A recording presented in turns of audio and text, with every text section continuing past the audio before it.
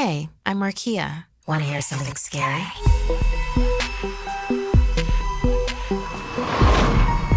Don't blink.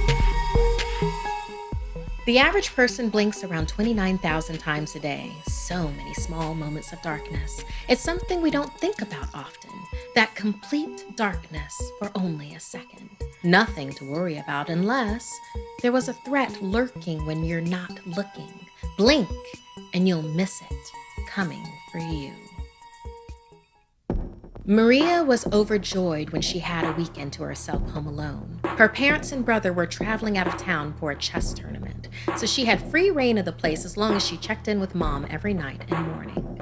Friday night, she stayed up and watched movies alone on the couch. At midnight, the front door sensor rang, alerting her to movement outside. When she walked up to the digital screen to look at who was outside at this hour, no one was there. The only thing she saw was a rimmed hat lying on the ground. For a moment, she swore she saw fingers sliding underneath it.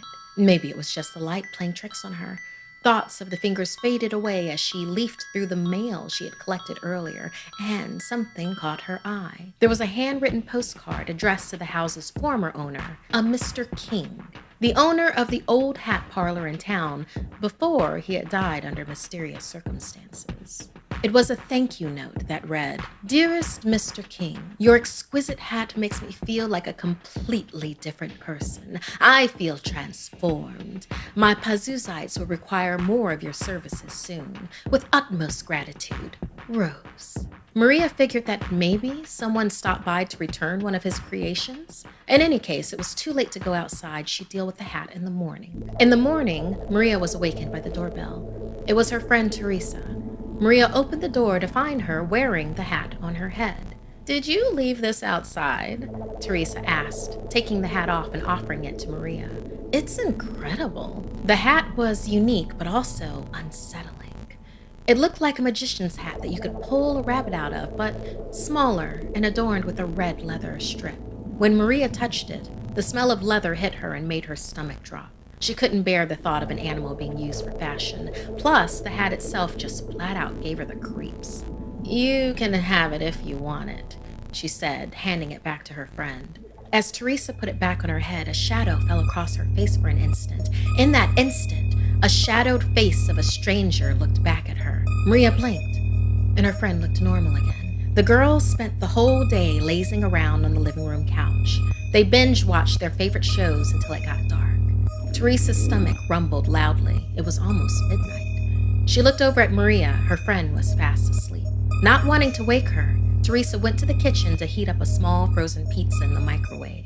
As the timer counted down on her food, the microwave began to flicker. In its dark reflection, Teresa didn't recognize her own face. And as she blinked, her face continued to transform. She felt her mouth begin to stretch. The hat. There was something sinister about the hat. Something incredibly wrong with it. Blink. She held her hands to her face. Her fingers were stretched. They were longer. Blink. She felt her eyes begin to protrude bigger and out of their sockets. Blink. She dropped unconscious on the kitchen floor as the microwave timer went off. Maria was jolted awake by the sound. When had it gotten so dark?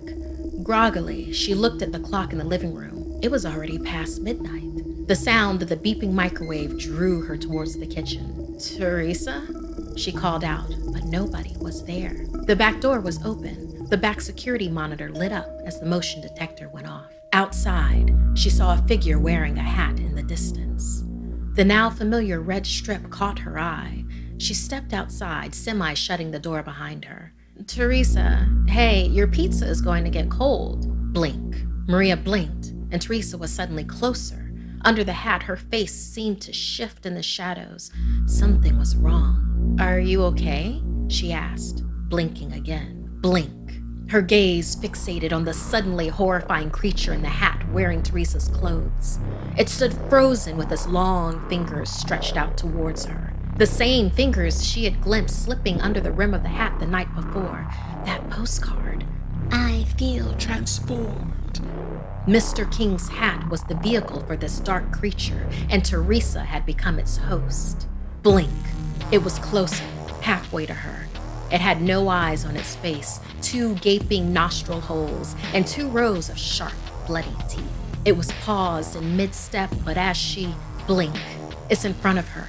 The creature's frozen smile was wide as it waited for her to blink again. Maria's eyes watered as she tried to hold them open, reaching behind her for the doorknob, for the safety of the house. Horrified and trying her best not to shut her eyes, they began to burn, and reflexively she blinked. The creature dug its fingers into her eyes. Without Maria's gaze, it was free to roam and to feed. Neither girl was found the next day. No trace of them. All that remained was the fancy hat with the red strip, sitting patiently by the back door.